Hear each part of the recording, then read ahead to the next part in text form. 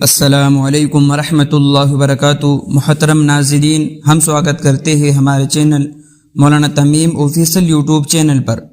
دوستو، آج کی ویڈیو کا ہمارا ٹاپک ہے کہ عورتوں کا تبلیغ میں جانے سے متعلق علماء اکرام کا کیا اختلاف ہے۔ کچھ علماء اکرام کہتے ہیں کہ تبلیغی جماعت میں جانا چاہیے، کچھ کہتے ہیں کہ تبلیغ جماعت میں عورتوں کو نہیں جانا چاہیے۔ تو دوستو، یہ کیا ہے ساری سچائی اور کیا ہے اس پر سارا دارالعلوم دیوبند کا فتویٰ، کیا ہے علماء اکرام کی رائے، آج اس ویڈیو کے اندر ہم ساری وضاحت آپ کے سامنے رکھنے والے ہیں۔ اس سے پہلے دوستو، آپ ہمارے اس چینل پہ نئے ہو تو اس کو سبسکرائب بھی کر لیجئے۔ انشاءاللہ اسلامک معلومات کے اوپر آئے دن ویڈیو آتی رہتی ہے۔ تو دوستو، سب سے پہلے ہم حوالے کے ساتھ بات کرنے والے ہیں۔ آپ اپنی اسکرین پر بھی وہ فتویٰ دیکھ سکتے ہیں۔ اس میں ایک صاحب کا سوال ہے جو انہوں نے دارالعلوم دیوبند کے علماء اکرام سے کیا ہے۔ سوال کیا ہے؟ عورتوں کا تبلیغ جماعت میں جاننے سے متعلق علماء کے اختلاف کیوں ہے؟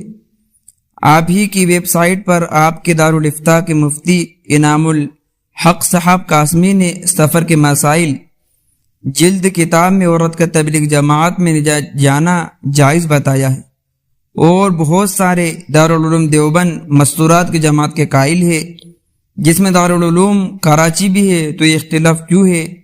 کیا مستورات کی جماعت کے قائل فتوے کو ماننے کی گنجائش ہے؟ کیا ان فتوے پر بھی عمل کیا جا سکتا ہے؟ تو دوستو، یہ تو تھا سوال، اب جواب۔ بسم اللہ الرحمن الرحیم۔ عورتوں کے لیے تبلیغی سفر کرنا عورتوں کے لیے گھر میں رہنے میں عافیت ہے، اور علاقے میں کسی گھر میں جمع ہو کر کسی عالم دین کو بلا کر دین کا علم حاصل کرنا سنت کے مطابق ہے، اور اگر کسی کی حق تلفی نہ ہو، بچوں کی پرورش دیکھ بھال میں خلل نہ ہو، تو درود از مقام پر محرم یا شوہر کے ساتھ شریعت کی حدود کی پابندی کرتے ہوئے جانے کی گنجائش ہے، لیکن اس کو مستقل عادت بنا لینا خطرات سے خالی نہیں۔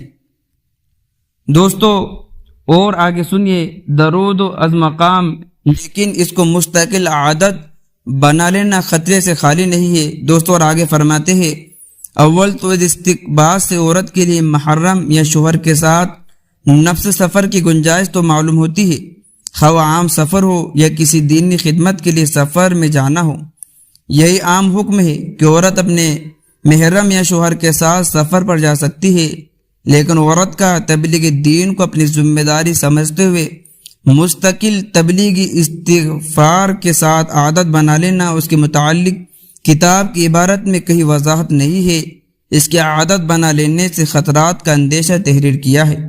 تو دوستو، یہ تھا دارالعلوم دیوبند کا فتویٰ۔ اس میں دارالعلوم دیوبند کے علماء کی رائے ہے کہ مستقل اس کو مجاز بنا لینا یہ خطرات سے خالی ہے۔ آپ اگر چاہے تو اپنی بستی کے اندر کسی عالم کو متعین کر لے اور مستورات کو جمع کر کے وہی بیان سن سکتی ہے۔ دوستو، یہ ہے دارالعلوم دیوبند کا فتویٰ۔ آپ لوگوں کی کیا رائے ہے؟ کمنٹ کر کے ضرور بتائیے۔ ملتے ہیں نیکسٹ ویڈیو میں۔ السلام علیکم۔